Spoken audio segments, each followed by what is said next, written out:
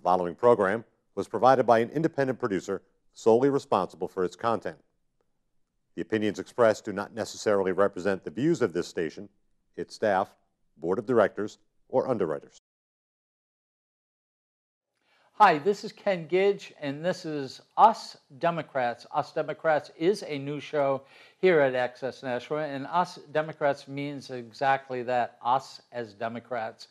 Here in the city of Nashua, we have a race for representatives, one representative from Ward 8. Tonight we have two Democrats. They're both running for the same office. They're both Democrats, and they've both agreed to sit here, and this is not a debate. This is just a moment where you could see them both together. And I could tell you from knowing both of them that they're both equally good and great and have been wonderful to the city of Nashua. Please introduce yourself. I'm Latha Mangipudi, and I have served on the school board, been a PTO president at my elementary school, and served on several nonprofit boards in the city, latest being the Mental Health Association. I'm Carl Andrade.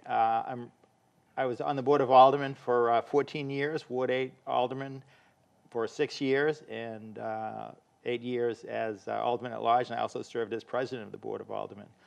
I also had an unsuccessful run for a mayor of Nashua, and I keep telling people if 7% of the people had voted differently, I would have been mayor of Nashua.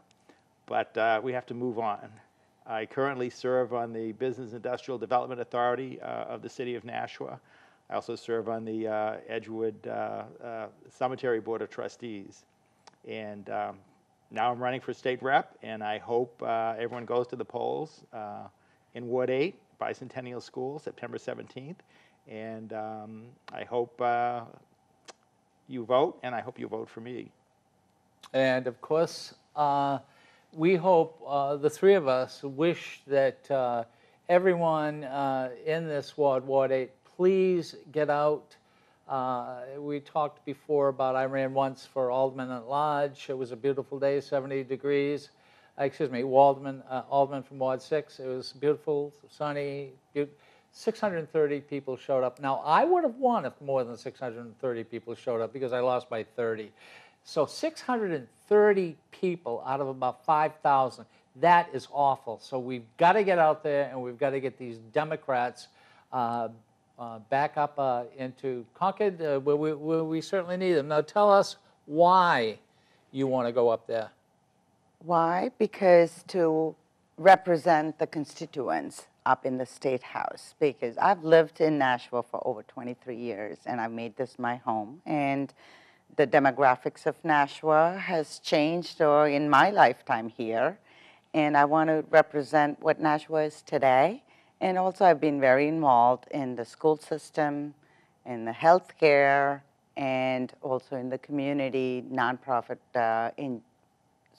community involvement. And I need to be able to bring my voice and bring my thoughts and bring my ideas to the table there. I understand that you have to be at the policymaking table to make some changes, or at least bring the dialogue, a sane discussion to the table. Yourself?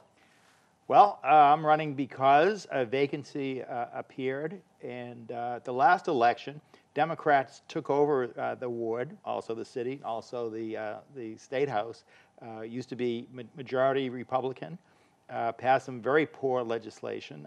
Most of the time I'd read the paper and scratch my head. I just couldn't believe some of the things that they were passing and debating. Ken, you can tell me, now you can't carry a gun anymore in the State House, can you? Believe it or not, people do still carry guns in the State House. I thought they changed that. Well, it doesn't make any difference. I mean, I know some schools wouldn't send their students to the State House because there were 400 people with a high percentage of them running around carrying heat. For what reason, I don't know, and I don't even know why they would have a debate on such a nonsensical issue. Lowering the cigarette tax. I mean, now we're going to encourage people to smoke, lower the price, and get less revenue for the state. And there was just an example of the nonsensical things they would do. lower the cigarette tax, cut aid to the education system, to the state university system. It just seemed completely backward of what I feel, what most of the people I know feel, what Democrats certainly feel, what people in Ward 8 feel. I don't think we want to go back to that. We want to elect a Democrat from Ward 8, and I just humbly feel as though I would be the strongest candidate to go up against Pete Silva, who will be the Republican. I've run in Ward 8.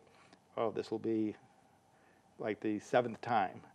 It's been a little while, and an awful lot of people have moved in since then.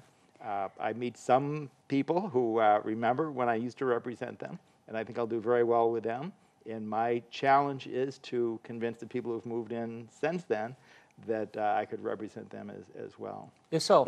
It's interesting you say that, because it's very true. Going out to meet the voters, and some of the parents and the teachers that were there when I served on the school board, they said, "Wow, I saw your name. I want your name, your sign in the yard, because I know you'll do well." Because having seen me work at the school board, and it was one of the most challenging times we had in terms of 2 new constructions, changing the curriculum, hiring new superintendent, and keeping the transparency in the whole process. That was my strong conviction. I was very dedicated in terms of making the process very transparent, so public was engaged That's in the here process. in the city of Nashua, Concord, up at the State House. What would you do?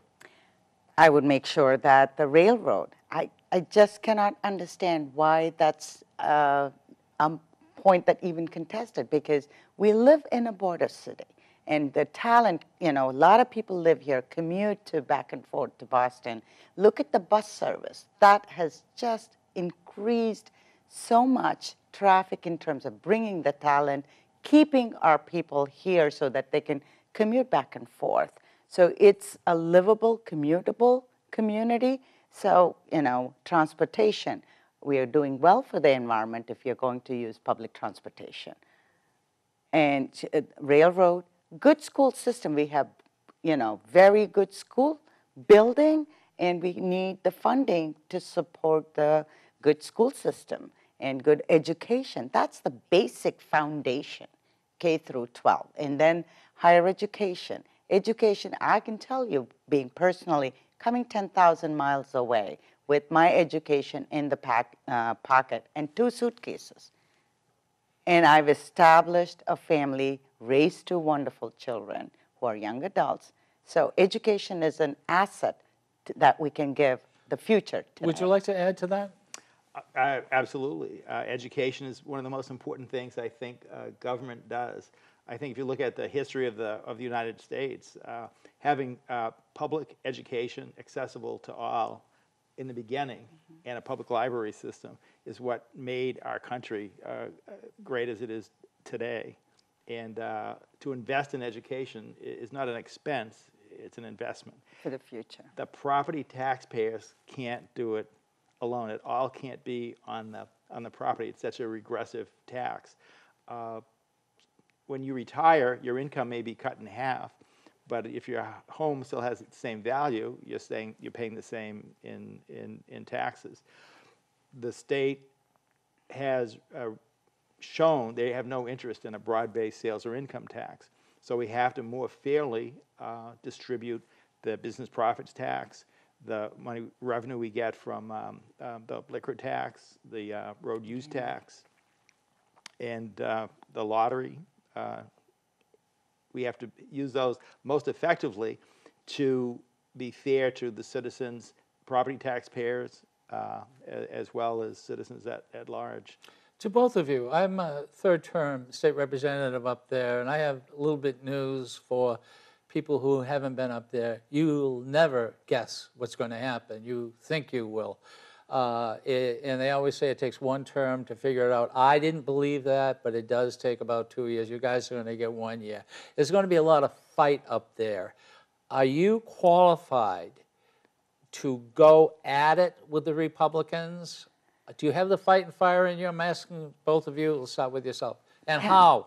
Ken, I came 10,000 miles away from a totally different culture and made it in a foreign country 25, 28 years ago. All right, I think that's good. What are you going to do? Well, I would tell you, serving on the Board of Aldermen, it's only 15 members, it's not 400. But we certainly had our knock 'em down, drag 'em out fights, and as you know, because you covered it when you were on the radio and lived in Nashua. And I think if you ask aldermen who I had served with, and many of them are still around now, and Dave Campbell, who worked for the mayor at the time and was a state rep, I was a mitigating force to calm down the level. So in other words, you can do it. I could do it. Okay, I got one question for both of you because we got about 2 minutes. Gaming in the state of New Hampshire, for or against? Let's start with you. For. We have to look at revenues. We just cannot just say cut, cut, cut. No sales tax, no income tax, no, just increase the property tax. Where is the money going to come? Okay, yourself? I'm not as convinced. I'm not diametrically opposed to casino gambling. I used to do a convention in Las Vegas like 12 years in a row. I go on a cruise every other year or so, and I frequent the casino. I'm not like morally or against it. I don't know that I'd want a casino in Hudson or even Salem. There's a lot of negative that comes along with that as well as positive. Okay, so you're against it. I would say I want to hear arguments. I want to have someone convince me that it's a plus plus. Okay, yourself? If it's run as a good business, if it's run, yes. I mean, smoking has negatives. Liquor has negatives. So, we have... We have exactly 1 minute and a half. I'm going to let you say what you want to say for about 50 seconds. Okay. The biggest thing for me is to exercise your democratic privilege, that is, vote. Please vote. Make sure, let's prove the statistics or prediction wrong, that only about a few hundred will come and vote in the primary. Okay. Your name? My name is Latha Mangipudi. I hope you vote for me and put me in the race for November 5th, September 17th. Don't forget the primary. Get out the vote. Yourself? Yeah, I would agree 100%. Let's show politicians like Kenny that people do care and will come out and vote. I mean, the city clerk is predicting a couple of hundred votes. I heard you say 3,000. That would be incredible. It'll never happen. Your name? Carl Andrade. It will happen, on. All right. It'll happen, Carl. My name is Ken Gidge, and this has been Us Democrats. Now, let's make something really, really clear. This is not a debate. These are two people who are running basically in a primary. They will help each other if one or the other wins or one loses. Now, the important thing is that we keep the Democrats up in Concord. That's why we have the show, Us Democrats. This is Ken Gidge. This has been Us Democrats. Till the next time. The preceding program was provided by an independent producer solely responsible for its content. The opinions expressed do not necessarily represent the views of this station, its staff, board of directors, or underwriters.